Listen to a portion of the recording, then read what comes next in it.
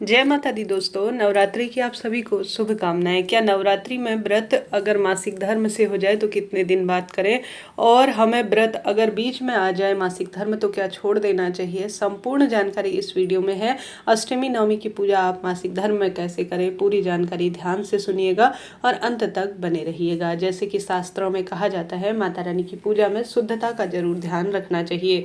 ऐसे में जो मासिक धर्म के 4 दिन होते हैं वह थोड़ा अशुद्धता के स्वरूप में जाने जाते हैं। महिला को इन दिनों आराम करना चाहिए। शारीरिक मानसिक पीड़ा कहीं ना कहीं किसी न किसी स्वरूप में होती ही है।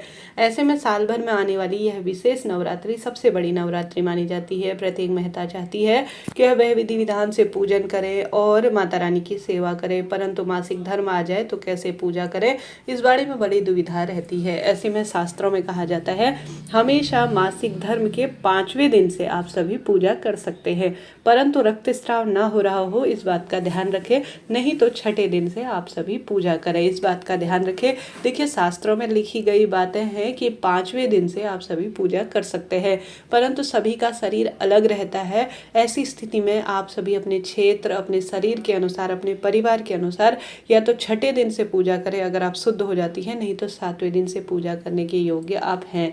परंतु इस बात का भी ध्यान रखना है, भले ही बार कोई सा भी पड़ रहा हो, उस दिन से कोई मतलब नहीं है। बस आपको बाल जरूर से धोने हैं, तभी आप शुद्ध हो पाएंगी। कहने का अर्थ है, मासिक धर्म से आप फ्री हुए हैं, आपको 5वां दिन है, छठा दिन है और आप जो है शरीर से शुद्ध है, आप कोई रक्तस्राव नहीं हो रहा है और आप माँ की पूजा विधि विधान से करना चाहते हैं, तो आप सभी इस बात का ध्यान रखें कि आप सभी को बाल जरूर से धोने हैं। यह ना देखें कि प्रथम दिन है, दूसरा दिन है, परंतु बाल धोकर ही तभी आप शरीर से शुद्ध होंगी। आपका शरीर तो अंदर से शुद्ध हो चुका है, परंतु बाल इत्यादि धोकर ही आप पूजा में बैठेंगे। इस चीज को आप नोट डाउन करते हुए चलिएगा। भले ही गुरुवार का दिन हो या कोई सा भी दिन हो, परंतु मासिक धर्म की स्थिति है, अब आप पूजा में बैठना चाहती हैं, आप शुद्ध हो चुकी हैं, तो बाल जरूर से धोइएगा, इस बात का ध्यान रखिएगा। अब यह तो बात हो गई कि मासिक धर्म के कितने दिन बाद आपको माता रानी की पूजा करनी चाहिए। इसके साथ प्रश्न आते हैं कि अगर हम मासिक धर्म में हैं और अपने घर पर कलश स्थापन या विधि विधान से पूजन करना चाहते हैं तो हम सभी कैसे करें। तो आप सभी अगर मासिक धर्म में हैं, आपको लगता है कि आज मेरा चौथा दिन है, कल 5वें छठे दिन से तो मैं शुद्ध हो जाऊंगी और मैं विधि विधान से पूजा करूंगी, तो यह तो बहुत ही अच्छा है। तो आप अपने पति से, अपने बच्चों से या पंडित जी को बुलाकर भले ही संक्षिप्त स्वरूप में अपने घर पर कलश स्थापना, ज्वारे बोने की प्रक्रिया, अखंड दीप इत्यादि की विधि कर सकती है, कोई दिक्कत नहीं। अगर आप मासिक धर्म में है, चौथा 5वां दिन है, आज आपको लगता है कि मैं शुद्ध हो जाऊंगी अच्छी तरह से और आज मैं करवा लेती हूँ कलश स्थापना, क्योंकि कलश स्थापना तो प्रथम दिन ही होगी, इस चीज को आप नोट करते हुए चलिएगा।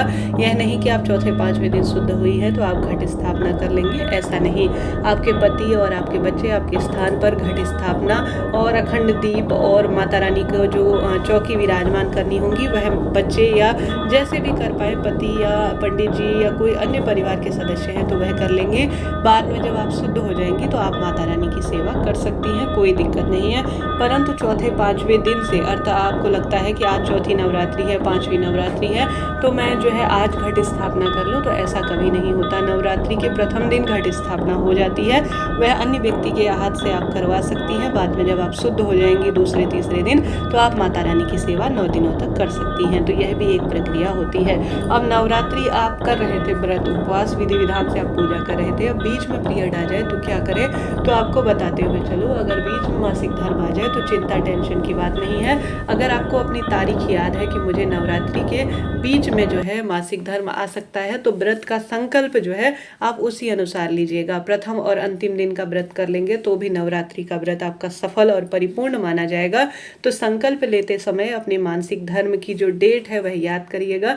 कहिएगा, हे माता रानी, जितने दिन के नवरात्रि के व्रत मेरे हाथ आ जाए मैं उतना कर पाऊंगी, आप इन्हें परिपूर्ण करें, ऐसी प्रार्थना करते हुए आप संकल्प लीजिएगा। नहीं तो आप संकल्प ले लेंगे और बीच में खंडित हो जाएगा, तो यह सही नहीं है। तो आप सभी अगर हो जाता है तो कोई दिक्कत नहीं है, परंतु जितना संभव हो मासिक धर्म की डेट याद करते हुए ही आप संकल्प लीजिएगा। प्रथम और अंतिम दिन भी आप व्रत ले लेंगे तो भी यह पर्याप्त रहेगा। साथ ही मासिक धर्म के बीच में अगर मासिक धर्म के जो नवरात्रि व्रत है उस मासिक धर्म के दौरान अगर उपवास के दौरान जो मासिक धर्म आ जाता है तो चिंता टेंशन की कोई बात नहीं है। आप भगवान जी के भोग प्रसाद, माता रानी के भोग प्रसाद इत्यादि से दूर हो जाए और मंदिर की पूजा विधान को आप अपने हाथ से रोक दीजिए। व्रत उपवास आप मानसिक पूजा, मानसिक जाप और दुर्गा सप्तशती पाठ इत्यादि टीवी या आजकल तो ऑनलाइन कथा कहानी के चैनलों से सुन सकती हैं, कोई टेंशन की बात नहीं है। व्रत उपवास आप जैसे करते आ रहे थे उसी विधान से करें, परंतु आपके नाम की पूजा, जो आपकी पूजा है वह आपकी परिपूर्ण रूप से आपके परिवार के सदस्य, पति, बच्चे कर देंगे या पंडित जी से कहकर आप परिपूर्ण पूजा करा सकती हैं। व्रत उपवास का फल आपको मिलेगा। तो बीच में व्रत छूट जाता है, मासिक धर्म आता है तो आपको व्रत छोड़ना नहीं है। व्रत आपको विधि विधान से करना है, कोई चिंता टेंशन की बात है ही नहीं। अष्टमी नवमी की पूजा भी आप अपने घर के किसी सदस्य, अपने जो पंडित ब्राह्मण जी हैं, कुल पुरोहित या अपने अड़ोस पड़ोस के व्यक्ति से करवा सकती हैं। भले ही विस्तृत स्वरूप में ना हो पाए, कोई चिंता टेंशन की बात नहीं, संक्षिप्त स्वरूप में भी हो सकती है, कोई दिक्कत की बात नहीं है। तो आप सभी इस चीज़ को नोट डाउन करते हुए चलिएगा कि बीच में अगर मासिक धर्म आ जाए तो आपको व्रत को छोड़ना नहीं है। व्रत आपको कंटिन्यू रखना है जैसे आप रखते आ रहे थे, चिंता टेंशन की कोई बात नहीं है।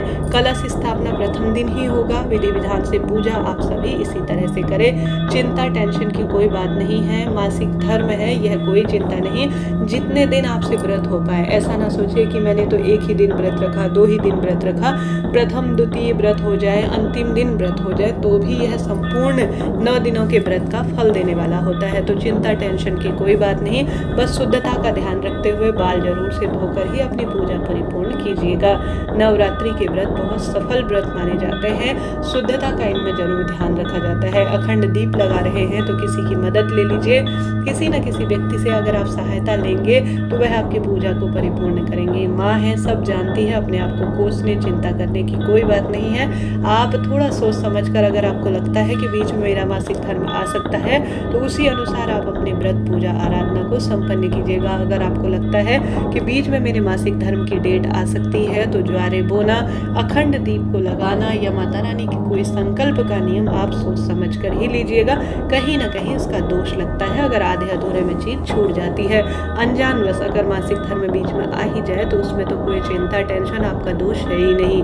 तो आप सभी नवरात्रि में कितने दिन बाद पूजा करें यह मैंने बताया, साथ ही बाल कब धो सकते हैं और कैसे आपको संकल्प लेना है। और नवरात्रि के प्रथम दिन मासिक धर्म में किसी भी अवस्था में संकल्प नहीं लेना चाहिए। अगर प्रथम दिन आपको मासिक धर्म है तो आप इस बात को ध्यान रखिएगा कि आप अशुद्ध अवस्था में हैं, आपको इस समय किसी भी तरह से अवस्था में जो संकल्प है वह नहीं लेना है। चीज़ों को नोट करते हुए चलिएगा, तभी आपका व्रत उपाय परिपूर्ण होंगे। यह नहीं कि आपने आधे अधूरे में मासिक धर्म चल रहा है और आपने संकल्प ले लिया है, यह ठीक नहीं है। इस चीज़ को नोट डाउन करते हुए चलिएगा। अगर आशा है, उम्मीद है वीडियो उपयोगी रहा होगा।